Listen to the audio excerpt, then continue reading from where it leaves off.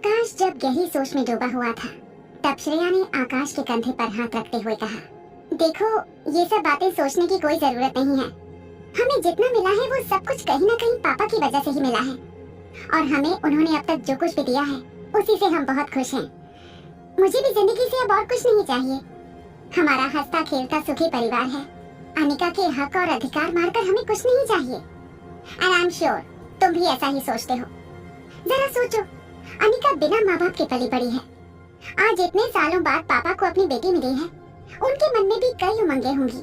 वो भी काफी कुछ देना चाहते होंगे अपनी खोई हुई बेटी को वापस पाकर। और मुझे नहीं लगता कि पापा तुम में और अनिका में कोई फर्क करते होंगे। अनिका कई सालों बाद उन्हें मिली है, मगर इतने सालों तक तुम ही को अपना बेटा मानकर उन्होंने प्यार किया है। मेरे ख्याल से इस लिहाज से तुम दोनों का प्यार बराबर हो चुका है। अनिका उनकी अपनी बेटी है और तुम उनके वो बेटे हो जिसको उन्होंने पाल पोस कर बड़ा किया है। मेरे ख्याल से उनका प्यार दोनों के लिए बराबर है। आकाश भी ये बात अच्छी तरह से जानता था कि करण गुलेरिया ने कभी अनिका और आकाश में कोई फर्क नहीं समझा था। हालांकि बचपन से लेकर आज तक करण गुलेरिया ने सिर्फ आकाश को ही अपना बेटा माना था। अनिका का उनकी जिंदगी में आना महज एक इत्तेफाक था। आकाश ने मूड बदलते हुए श्रेया से कहा, चलो हम घर चलते हैं। श्रेया आकाश की बात सुनकर हैरान रह गई। आकाश ने अपने चेहरे पर एक बड़ी सी मुस्कान लाते हुए कहा, आज अनिका घर आने वाली है। हम सब लोग साथ में मिलकर डिनर करेंगे। पूरा परिवार एक साथ हंसी खुशी डिनर करेगा। मुझे लगता है कि आज का डिनर मुझे अपने हाथों से बनाना चाहिए। आकाश की बात सुनते ही श्रेया अपनी जगह पर बैठी उछल पड़ी और आकाश से कहने लगी, अरे वाह, तब तो खूब मजा आएगा। एक काम करना, तुम मेरे लिए पास्ता बनाना और अनिका के लिए एक बड़ा सा पिज्जा बना देना। मैं जानती हूँ उसे पिज्जा खाना कितना पसंद है। वैसे पापा तो ये सब कुछ नहीं खाएंगे। एक काम करना, उनके लिए राजमा चावल बना देना, और हाँ, स्टार्टर्स के लिए पानी पूरी जरूर बनाना।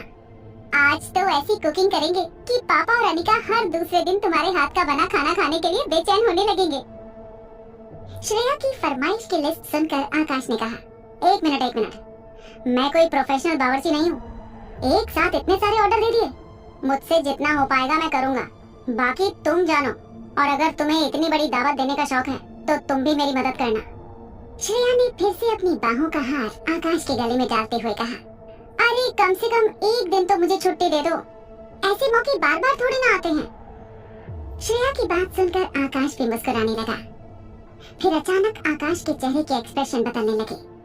आकाश ने दबी हुई आवाज में कहा, वैसे आज मैं अनिका से माफी मांगना चाहता हूँ।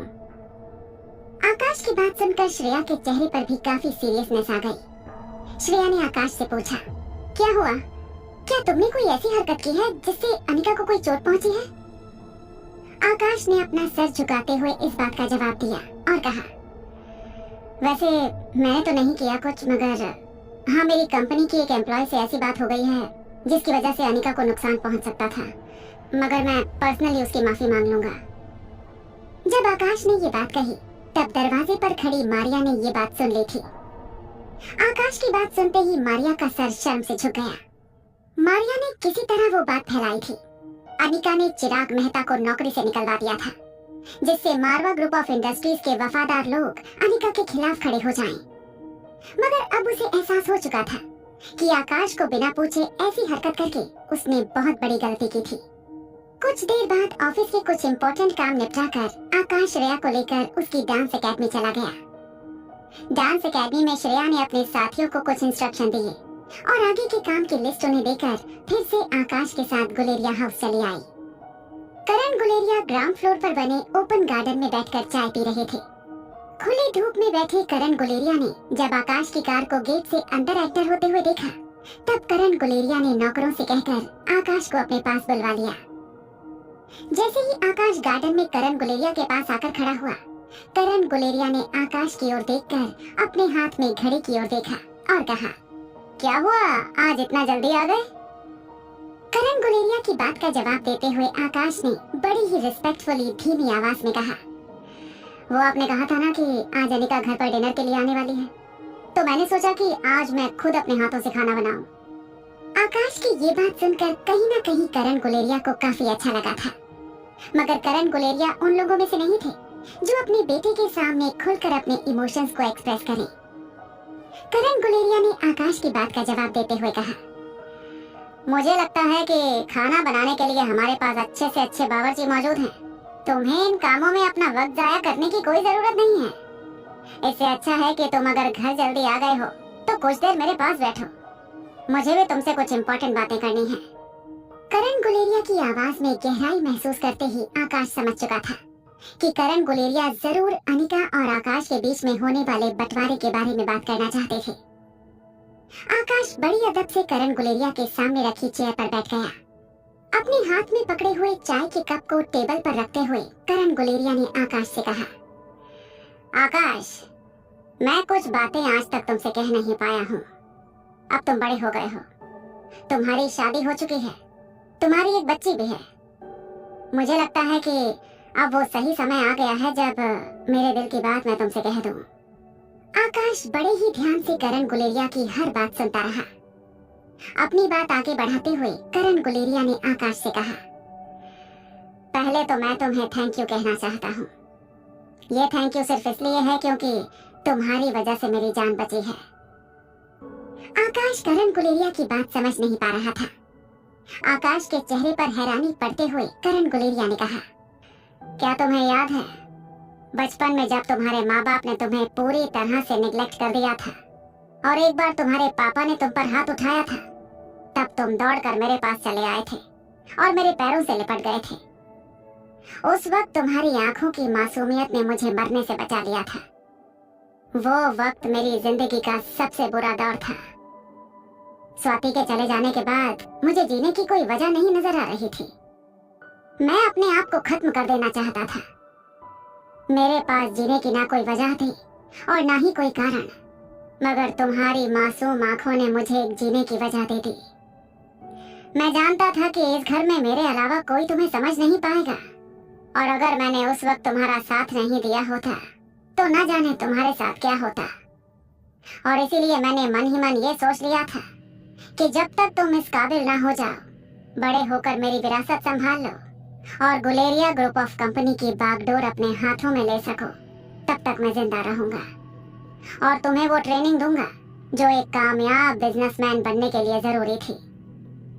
तुम मेरी हर उम्मीद पर खरे उतरते गए। जैसे जैसे तुम एक एक करके प्रगति की सीढ़ियां चढ़ने लगे, वैसे वैसे मेरी जिंदगी का मकसद पूरा होता गया। और एक दिन आया जब तुमने गुलेरिया ग्रुप ऑफ इंडस्ट्रीज की बागडोर अपने हाथों में ले ली और अपनी जिम्मेदारियां बखूबी निभाने लगे। सच कहूं तो उसके बाद मेरे पास जीने का और कोई कारण नहीं था। ये कहने के बाद करण गुलेरिया काफी इमोशनल हो गए थे। उनकी आंखों से आंसू छलकने लगे थे। करण गुलेरिया को इस तरह देखकर आकाश पूरी तरह से टूट चुका था। आकाश किसी तरह अपने आंसू अपने सीने में दबाकर बैठा था। आकाश अच्छी तरह से जानता था कि करण गुलेरिया ने हमेशा से ही आकाश को अपना सगा बेटा माना था, मगर आकाश आज तक ये नहीं जानता था कि करण गुलेरिया सिर्फ आकाश की वजह से जिंदा थे। कई बार आकाश को ऐसा लगता था कि करण गुलेरिया की जिंदगी का सिर्फ एक ही मकसद था, और वो था गुलेरिया ग्रुप ऑफ इंडस्ट्रीज की कामयाबी। मगर आज पहली बार आकाश को इस बात का एहसास हुआ था कि वो बिल्कुल गलत था। करण गुलेरिया की जिंदगी का असली मकसद था आकाश का फ्यूचर सेटल करना। कुछ देर तक बाप बेटे दोनों एक दूसरे के सामने खामोश बैठे रहे। फिर अपनी आंखों से आंसू पोंछते हुए करण गुलेरिया ने कहा, मगर फिर अचानक किस्मत ने करवट बदली। मेरी जिंदगी से हमेशा हमेशा के लिए दूर जा चुकी मेरी बेटी मेरी जिंदगी में लौट आई। मुझे पता चला कि मेरी बेटी चारों ओर से दुश्मनों से घिरी हुई थी। अब मेरी जिंदगी का मकसद मेरी बेटी को उसके दुश्मनों से बचाना था। इसलिए कुदरत ने दोबारा मुझे जीने के लिए मजबूर कर दिया था। मगर ताज्जुब की बात तो यह है कि मैं तो आज भी अपनी बेटी से बिल्कुल अनजान हूँ। उसने अपना बचपन किस तरह गुजारा होगा, ये बात सोच सोच कर मैं दिन रात परेशान रहता हूँ। आज मेरी बेटी जरूर मेरी जिंदगी में वापस आ गई है, मगर अभी भी हम दोनों एक दूसरे से काफी अनजान हैं। मैं तो अपनी बेटी के बारे में कुछ भी नहीं जानता। उसे क्या पसंद है, उसे क्या नहीं पसंद, उसे क्या खाना अच्छा लगता है, मैं कुछ भी नहीं जानता। हमारा रिश्ता काफी अजीब है। मगर मैं सिर्फ एक बात जानता हूँ कि अनिका मेरी बेटी है और मैं उससे बहुत प्यार करता हूँ, उतना ही प्यार जितना प्यार मैं तुम्हें करता हूँ। करण गुलेरिया की बात सुनते ही आकाश की आंखों से लगातार आंसू छलकने लगे। उसे समझ नहीं आ रहा था कि वो करण गुलेरिया से क्या बात करे। आकाश को एक एक करके अपने बचपन की सारी बातें याद आने लगी। करण गुलेरिया ने बड़े ही प्यार से आकाश को पाला था। बचपन में जब होमवर्क ना करने की पनिशमेंट आकाश को उसके स्कूल टीचर देते, तो करण गुलेरिया खुद सारे काम काज छोड़कर स्कूल पहुंच जाते और उस टीचर को डांट फटकार लगाते, ये कहकर कि उन्होंने आकाश को कुछ ज्यादा ही होमवर्क दे दिया था और एक छोटा सा बच्चा इतना बोझ कैसे बर्दाश्त कर सकता था। भले ही करण गुलेरिया और आकाश का रिश्ता चाचा भतीजे का था, मगर बचपन से ही आकाश को करण गुलेरिया की आंखों में एक बाप का प्यार नजर आता और आकाश की नजरों में हमेशा ही करण गुलेरिया के लिए एक बाप की रिस्पेक्ट नजर आती थी। मगर आज तक कभी भी करण गुलेरिया ने आकाश के साथ इतनी इमोशनल बातें कभी नहीं की थी। करण गुलेरिया ने तो बिना मांगे ही आकाश को सब कुछ दे दिया था। जिस छोटे से बच्चे को उसके अपने ही माँ बाप ने तिरस्कार करके छोड़ दिया था, उस बच्चे को करण गुलेरिया के रूप में जैसे भगवान मिल गए थे। किसी तरह आकाश ने अपने आप को बांध कर रखा और फिर से बड़े ही ध्यान से करण गुलेरिया की बात सर झुकाकर सुनने लगा। इस बार करण गुलेरिया ने आकाश से जो बात पूछी, वो सुनकर उसके होश उड़ गए। करण गुलेरिया ने आकाश से कहा, मैं तुमसे एक बहुत जरूरी बात करना चाहता हूँ। देखो, उस अकाउंट के बारे में मैंने तुमसे पहले ही पूछा था। क्या वो अकाउंट तुम रखना चाहते हो? आज फिर से वही सवाल मैं तुमसे पूछना चाहता हूँ। क्या इंपीरियल ग्रुप का अकाउंट तुम अपने साथ रखना चाहते हो या मैं इसे अनिका को विरासत में दे दूं? आकाश करण गुलेरिया की बात सुनकर हैरान रह गया। करण गुलेरिया की बात सुनकर अब आकाश को इस बात का अंदाजा हो गया था कि करण गुलेरिया ने अब तक अनिका को इंपीरियल ग्रुप के अकाउंट की मेंबरशिप पास ऑन नहीं की थी।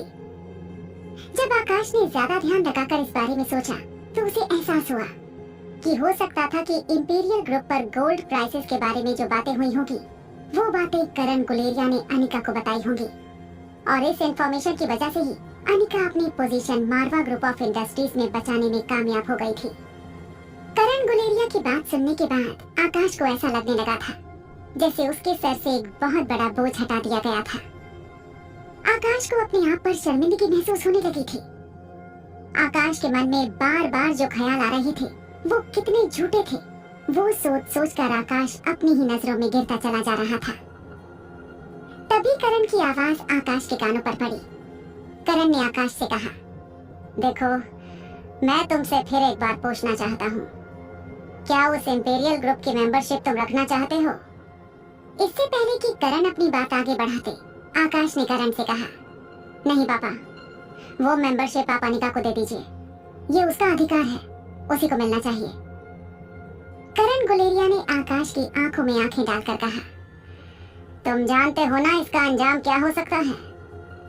करण अच्छी तरह से जानते थे कि आकाश का सिर्फ एक ही सपना था कि वो किसी तरह गुलेरिया ग्रुप ऑफ इंडस्ट्रीज को मारवा ग्रुप ऑफ इंडस्ट्रीज के ऊंचे मकाम तक ले जाए। और करण गुलेरिया ये बात भी अच्छी तरह से जानते थे कि इंपीरियल ग्रुप के अकाउंट में मिलने वाली इंफॉर्मेशन के जरिए ये हासिल किया जा सकता था। लेकिन अगर आकाश इंपीरियल ग्रुप का मेंबर नहीं होगा, तो सारे बेनिफिट्स अनिका के साथ साथ मारवा ग्रुप ऑफ इंडस्ट्रीज को मिल जाएंगे और आकाश का सपना पूरा नहीं हो सकेगा।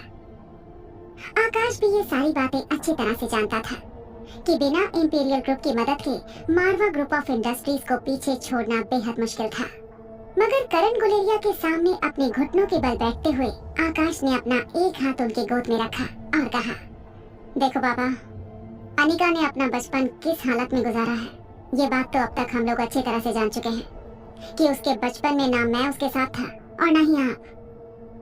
मेरे ख्याल से अब हमें किसी भी तरह उसका भविष्य सिक्योर करना है। अब उसके साथ रोहित भी नहीं रहा। ऐसे में अब हमको ही इस बात का ध्यान रखना होगा कि अनिका का फ्यूचर बिल्कुल सिक्योर हो जाए और उस इंपीरियल ग्रुप की मेंबरशिप की वजह से अगर मारवा ग्रुप ऑफ इंडस्ट्रीज को कोई फायदा पहुंचता है, तो आखिरकार वो फायदा अनिका का ही होगा।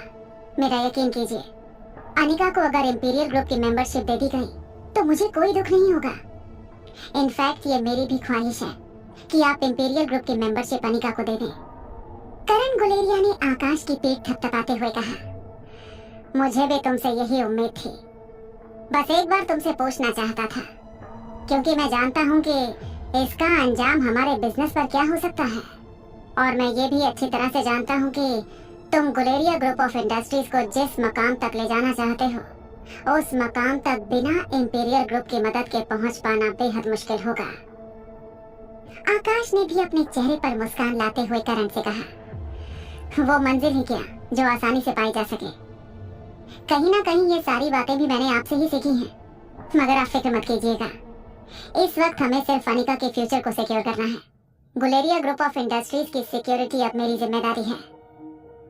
आकाश की ये बात सुनकर करण ने बड़े ही प्यार से आकाश की पीठ थपथपाई। तभी अचानक घर के लिविंग रूम से अनिका की आवाज दोनों के कानों पर पड़ी। अनिका ने कहा, किस बात की शाबाशी दी जा रही है आकाश को? अनिका की आवाज सुनकर आकाश ने पलटकर अनिका को देखा। अनिका बड़े ही गौर से आकाश को देख रही थी। ऐसा लग रहा था जैसे अनिका आकाश से कुछ कहना चाहती थी। इससे पहले कि अनिका और आकाश एक दूसरे के साथ कुछ बात कर पाते, करण गुलेरिया ने अनिका से कहा, आओ अनिका, अभी अभी तुम्हारे बारे में ही बात चल रही थी। दरअसल बात यह है कि मैं तुम्हें कुछ देना चाहता हूँ। जैसे ही करण गुलेरिया ने ये बात कही, अनिका के पीछे से दौड़ लगाकर रिया अपने दोनों हाथ हवा में उछालकर करण गुलेरिया के पास आने लगी। करण गुलेरिया की गोद में बैठते हुए नन्ही सी रिया ने कहा, अरे वाह नानो, आप मम्मा के लिए कुछ गिफ्ट लाए हो। तब तो जरूर आपने मेरे लिए भी कोई गिफ्ट खरीदी होगी। आखिर मैं आपकी फेवरेट जो हूँ। रिया के पीछे पीछे अलेक्जेंडर और आर्यन भी गार्डन में पहुँचे। बच्चों को अपने सामने देखकर करण गुलेरिया ने कहा, अरे बिल्कुल, ऐसे कैसे हो सकता है कि मैं तुम लोगों को भूल जाऊं। नन्ही सी रिया के लिए मैंने सोचा है कि मैं एक बेहद शानदार बंगला बनवाऊं, जिस बंगले के हर कमरे में अलग अलग गेम्स रखी हों। रिया जब चाहे जो गेम खेल सकती है। यूं समझ लो कि हर कमरा एक वर्चुअल गेम सेंटर होगा। करण गुलेरिया की ये बात सुनकर रिया की आंखों में चमक आ गई। रिया ने अपने दोनों हाथ करण गुलेरिया के गले में डालकर कहा, ये यू आर द बेस्ट नानू इन दिस होल वर्ल्ड। कभी-कभी तो मुझे लगता है कि मुझे आपको नानू कह के नहीं बुलाना चाहिए, क्योंकि आप इतने बुरे लगते ही नहीं हो। आप तो बिल्कुल जवान, हैंडसम और डैशिंग लगते हो। अगर आप मुझे गोद में उठाकर घूमो तो लोग कहेंगे कि आप मेरे पापा हो। अलेक्जेंडर और आर्यन दोनों ही रिया की ये बात सुनकर एक दूसरे को देखने लगे। अब तक तो अलेक्जेंडर भी रिया की आदतों से अच्छी तरह से वाकिफ हो चुका था। लोगों को किस तरह खुश करना था, ये बात रिया अच्छी तरह से जानती थी, स्पेशली तब जब उसे बदले में कोई गिफ्ट मिलने वाली हो। अलेक्जेंडर ने बड़ी तीखी आवाज में रिया से कहा, तुम ये ही क्यों नहीं कह देती कि वो तुम्हारे बड़े भाई जैसे लगते हैं? अलेक्जेंडर की इस बात का जवाब देते हुए रिया ने कहा, अगर ये मेरे बड़े भाई होंगे तो जरा सोचो लोग क्या सोचेंगे कि मम्मा की उम्र कितनी है जो इतने बड़े बेटे को उन्होंने जन्म दिया। अरे जो भी बात करो जरा सोच समझ कर किया करो। रिया का जवाब सुनकर अलेक्जेंडर की बोलती बंद हो गई थी। आर्यन और अलेक्जेंडर को अपने सामने खड़ा देखकर करण गुलेरिया ने मुस्कुराते हुए कहा, अरे नहीं नहीं, मैं तो तुम्हारा नानू ही ठीक हूँ, और नानू तुम तीनों से बहुत प्यार करते हैं, इसलिए तुम तीनों के लिए नानू ने एक एक बंगला बनवाने का फैसला किया है। हालांकि करण गुलेरिया सबसे ज्यादा प्यार रिया से करते थे। वो आज भी चुपके से रिया की हर लाइव स्ट्रीमिंग देखा करते थे। ऐसा नहीं था कि आर्यन उन्हें पसंद नहीं था, मगर आर्यन बचपन से रोहित के साथ पला बड़ा था। वो जानते थे कि आर्यन अपनी उम्र के हिसाब से काफी मैच्योर था, मगर छोटी सी शरारती रिया को देखते ही करण गुलेरिया का दिल पिघलने लगता था।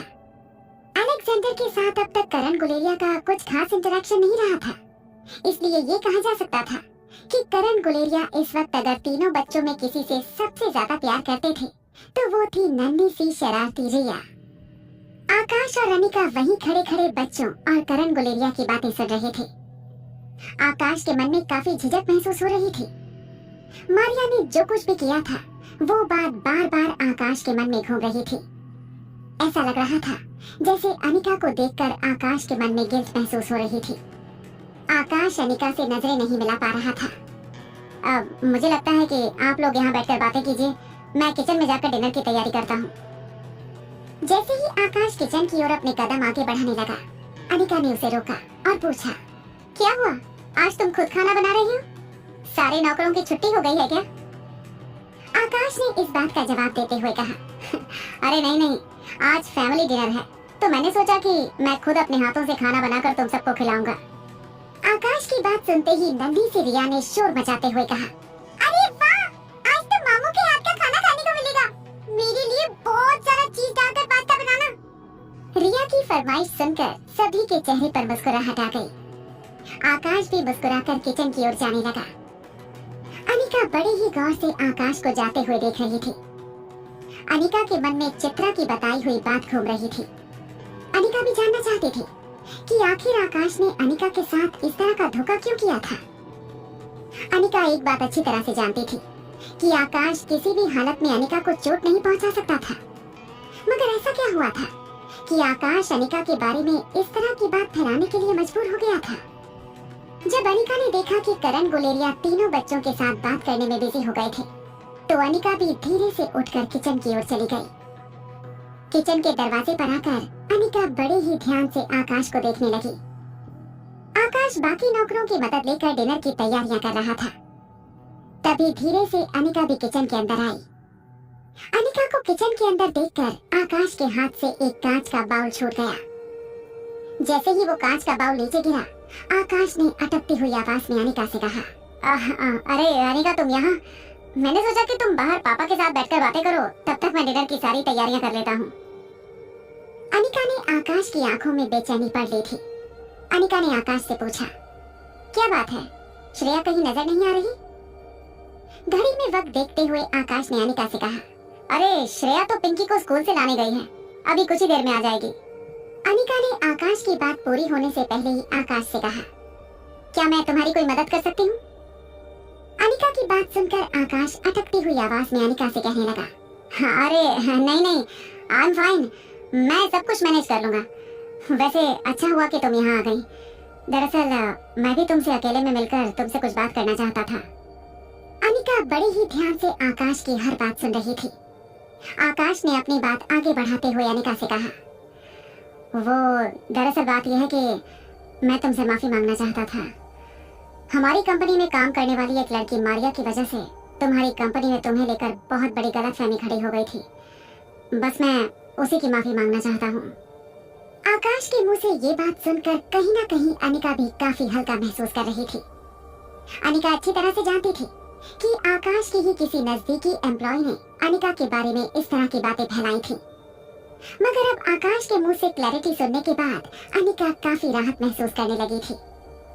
आकाश ने अनिका से कहा, वैसे उसकी इस हरकत की वजह से तुम्हें ज्यादा तकलीफ तो नहीं हुई ना? मैं वादा करता हूँ कि ये आखिरी बार था। वो क्या है ना कि वो लड़की कई सालों से कंपनी के लिए काफी वफादारी से काम करती रही है, मगर मैंने भी उन लोगों से कह दिया है कि दोबारा अगर अनिका के साथ इस तरह की हरकत करने की कोशिश की तो मैं उन्हें नौकरी से निकाल दूंगा। वो क्या है ना, वो लोग गुलेरिया ग्रुप ऑफ इंडस्ट्री को नंबर 1 पोजीशन पर देखना चाहते हैं और इसीलिए शायद तुम्हारे साथ इस तरह की हरकत करने की भूल कर बैठे। मगर उनकी तरफ से मैं माफी मांगता हूँ। अनिका ने मुस्कुराते हुए इस बात का जवाब दिया और कहा, माफी तो तुम्हें तभी मिलेगी जब तुम मेरे लिए अच्छा खाना बनाओगे। वैसे मुझे खाने में सबसे ज्यादा पसंद है इंडियन खाना। अगर कोई पनीर की सब्जी बना दो तो मजा आ जाएगा। अनिका की फरमाइश सुनकर आकाश के चेहरे पर भी मुस्कुराहट आ गई। आकाश ने अनिका से कहा, ठीक है, जो हुक्म। अब तुम बाहर जाओ, मैं खाना तैयार करके टेबल पर लगाता हूँ।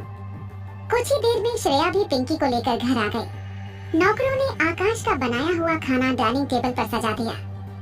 तीनों बच्चे पिंकी के साथ डाइनिंग टेबल पर आमने सामने बैठ गए और सारे बड़े टेबल के बाकी आधे हिस्से पर एक दूसरे के सामने बैठ गए। सबकी फरमाइश से बनवाया हुआ खाना एक के बाद एक सबकी प्लेट में सर्व होने लगा। तभी अलेक्जेंडर नन्ही सी पिंकी को बड़ी ही हैरानी से देखता रहा। अलेक्जेंडर को इस तरह अपनी ओर देखते हुए देखकर पिंकी ने पूछा, क्या हुआ, तुम इस तरह मुझे क्यों देख रहे हो? अलेक्जेंडर ने अचानक ही पिंकी को देखकर कहा, ये आर्यन तो हमेशा पिंकी की काफी तारीफ किया करता है, मगर इस पिंकी को देखकर लगता नहीं है कि वो रिया से ज्यादा स्मार्ट है। अलेक्जेंडर की ऐसी बात सुनकर टेबल पर बैठे सभी लोग अचानक से शांत हो गए। अनिका के लिए अलेक्जेंडर की बात काफी एम्बैरेसिंग थी। अलेक्जेंडर की पीठ पर हाथ रखते हुए अनिका ने कहा, देखो, इस तरह किसी के बारे में बात नहीं करते। स्पेशली लड़कियों को कभी इस तरह से एक दूसरे के साथ कंपेयर नहीं करते। अनिका अच्छी तरह से जानती थी कि अलेक्जेंडर को लोगों के साथ बातचीत करने की ट्रेनिंग नहीं मिली थी और इसलिए बड़े ही प्यार से अलेक्जेंडर को समझाते हुए अनिका ने कहा, इस तरह की बात करना किसी की डिसरिस्पेक्ट करना होता है। चलो अभी पिंकी को सॉरी कहो।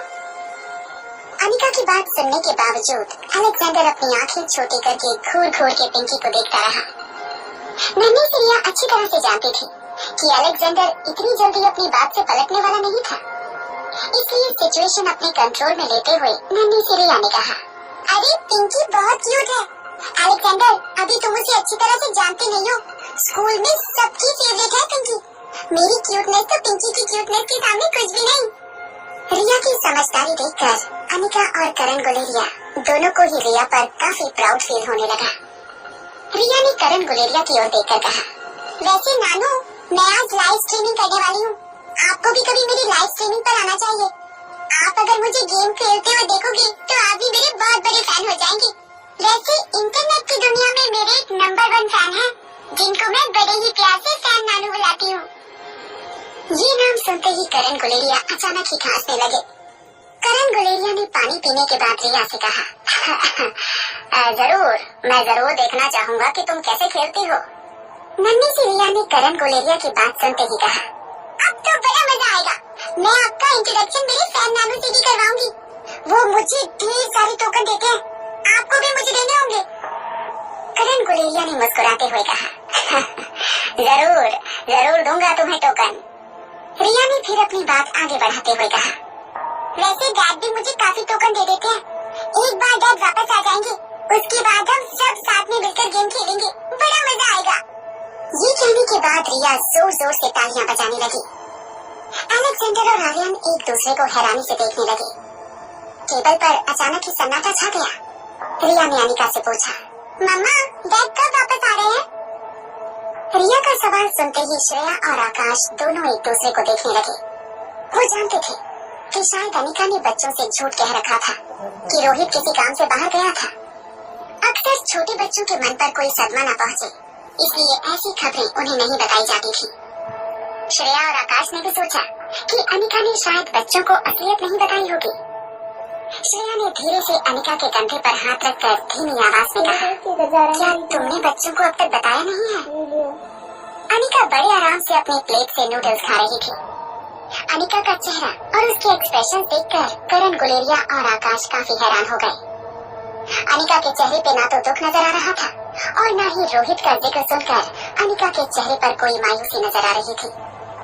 अनिका बिल्कुल नॉर्मल और कैजुअल थी। अनिका को खाना खाते हुए देखकर ऐसा लग रहा था जैसे अनिका रोहित की मौत को पूरी तरह से भूल चुकी थी। श्रेया ने फिर से अनिका के कंधे पर हाथ रखते हुए कहा, अनिका तुम ठीक तो हो ना?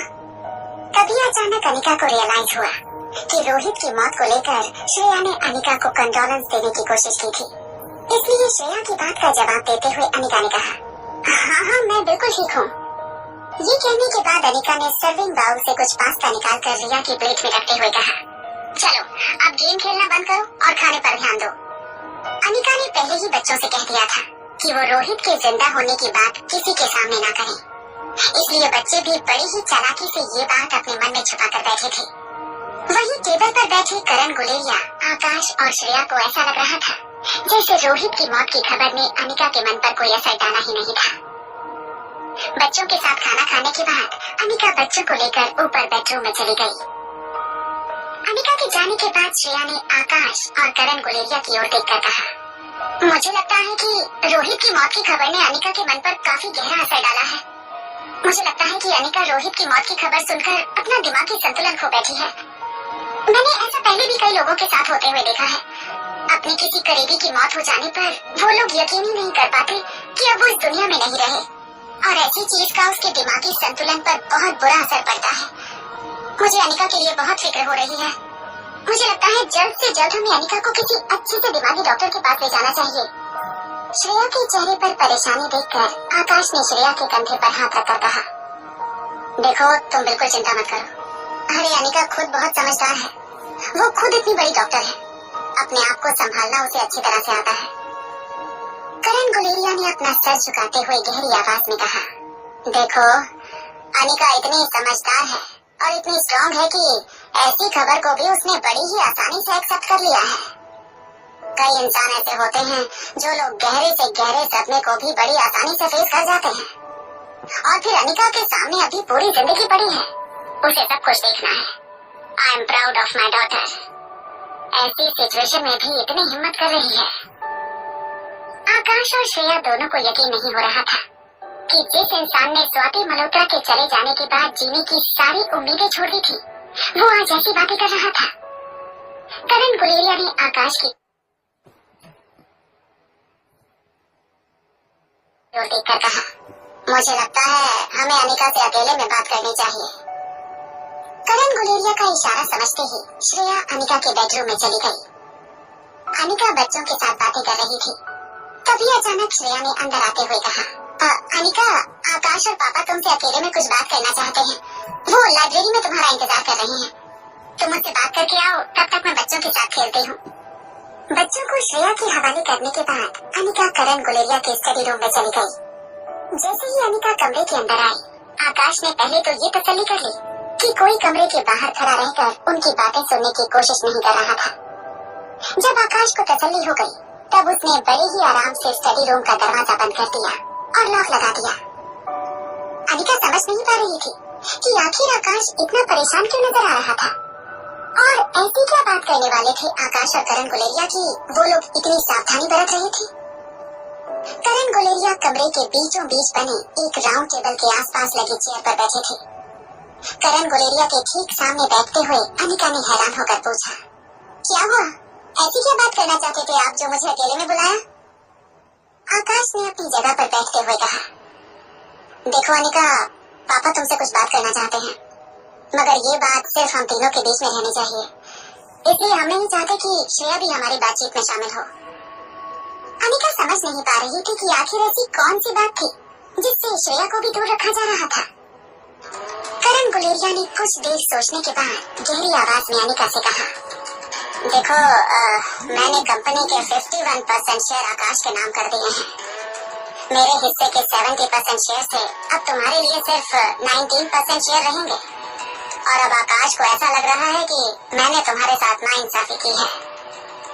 करण गुलेरिया अपनी बात आगे कहने लगी, मगर अनिका के चेहरे के हाव भाव से ये अंदाजा लगाया जा सकता था कि अनिका को इस टॉपिक में कोई इंटरेस्ट नहीं था। अनिका अच्छी तरह से जानती थी कि गुलेरिया ग्रुप ऑफ कंपनी पर सिर्फ और सिर्फ आकाश का अधिकार था। अनिका को गुलेरिया ग्रुप ऑफ कंपनी की हिस्सेदारी में कोई इंटरेस्ट नहीं था, न ही उसे बिजनेस हैंडल करने में कोई इंटरेस्ट था। मगर फिर भी अनिका चुपचाप करण गुलेरिया की बात सुन रही थी। करण गुलेरिया की बात पूरी होते ही आकाश ने अनिका से कहा, देखो, ये सब कुछ तुम्हारा है, तुम जब चाहो जो चाहो मांग सकती हो, और ये मत समझना ये कहकर मैं तुम पर कोई एहसान कर रहा हूँ, बल्कि ये तुम्हारा अधिकार है और मैं तुमसे तुम्हारा कोई अधिकार छीनना नहीं चाहता। मगर एक और बात है जिसका खुलासा इसी वक्त हो जाना चाहिए। आकाश की बात सुनते ही अनिका काफी सीरियसली आकाश की बात सुनने लगी। आकाश कंफ्यूजन में करण गुलेरिया को देखने लगा। करण गुलेरिया ने अनिका से कहा, अनिका, मैं एक काफी खुफिया इंटरनेट ग्रुप का मेंबर हूँ जिसका नाम है इंपीरियल ग्रुप। इंपीरियल ग्रुप की मेंबरशिप हासिल करने वाले लोगों को बिजनेस में दूसरों के मुकाबले काफी एडवांटेज होता है। इस ग्रुप में मिली इंफॉर्मेशन के जरिए हमें बिजनेस में काफी फायदा होता रहता है। ये एक जादू की छड़ी है जो मुश्किल वक्त में हमें किसी भी परेशानी से बाहर निकाल सकती है। इस ग्रुप में मेंबरशिप होने का मतलब ये होता है कि बाकी लोगों के मुकाबले तुम बिजनेस में हमेशा ही 10 कदम आगे रहोगी। और आकाश चाहता है कि मेरी ये मेंबरशिप विरासत में मैं तुम्हें दे दूं। करण गुलेरिया की बात पूरी होने से पहले ही अनिका अपने जवाब के साथ तैयार थी। अनिका ने करण गुलेरिया से कहा, मुझे उस ग्रुप की मेंबरशिप नहीं चाहिए। अभी अनिका ने अपनी बात पूरी ही की थी कि आकाश ने अनिका से कहा, देखो अनिका, तुम नहीं जानती उस ग्रुप में मेंबरशिप होने का क्या मतलब है। देखो, मैं अच्छी तरह जानता हूँ कि तुम्हें बिजनेस चलाने में कोई इंटरेस्ट नहीं है। तुम अपनी मेडिकल की प्रैक्टिस से ही काफी खुश हो, मगर तुम्हारे और तुम्हारे बच्चों के फ्यूचर के लिए इस ग्रुप की मेंबरशिप काफी फायदेमंद साबित हो सकती है। इसमें मिली इंफॉर्मेशन के जरिए तुम बिजनेस में बाकी लोगों से काफी ज्यादा आगे रह सकती हो।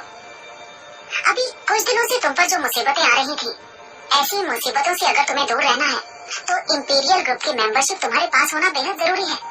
अनिका ने फिर से अपनी बात दोहराते हुए कहा, देखो मैं तुम्हारी बातें अच्छी तरह से समझ पा रही हूँ, मगर मुझे इस ग्रुप की मेंबरशिप नहीं चाहिए, मुझे जरूरत ही नहीं है। धीरे धीरे अनिका को सारी बातें समझ में आने लगी थी। आकाश की जिस एम्प्लॉय मारिया ने अनिका को फंसाने के लिए जो साजिश की थी, वो भी सिर्फ इसीलिए की थी क्योंकि उसे भी इस बात का शक था कि करण गुलेरिया ने अपना इंपीरियल ग्रुप का अकाउंट अनिका को देने का फैसला कर लिया था। और इसी बात से नाखुश होकर गुलेरिया ग्रुप ऑफ कंपनी के वफादार लोग अनिका के खिलाफ खड़े हो गए थे। वैसे अनिका इस बात को अच्छी तरह से समझती थी कि इंपीरियल ग्रुप का मेंबर होने से बिजनेस में क्या क्या फायदे हो सकते थे, मगर अनिका ने जिस वजह से करण गुलेरिया की मेंबरशिप लेने से इनकार किया था, वो वजह कुछ और थी। करण गुलेरिया और आकाश दोनों ही अनिका को इंपीरियल ग्रुप की मेंबरशिप, उससे होने वाले फायदे और ग्रुप के रूल्स एंड रेगुलेशन समझाने लगे। दोनों की बातें अनिका के कान पर तो पड़ रही थी, मगर अनिका समझ नहीं पा रही थी कि वो उन दोनों को कैसे इनकार करे। फिर अचानक ही अपनी आवाज ऊंची करते हुए अनिका ने आकाश की ओर देखकर कहा, मुझे इंपीरियल ग्रुप की मेंबरशिप नहीं चाहिए क्योंकि मुझे उसकी जरूरत नहीं है। मैं खुद इंपीरियल ग्रुप की एक एक्टिव मेंबर हूँ। अनिका की ये बात सुनते ही आकाश और करण गुलेरिया दोनों ही हैरानी से एक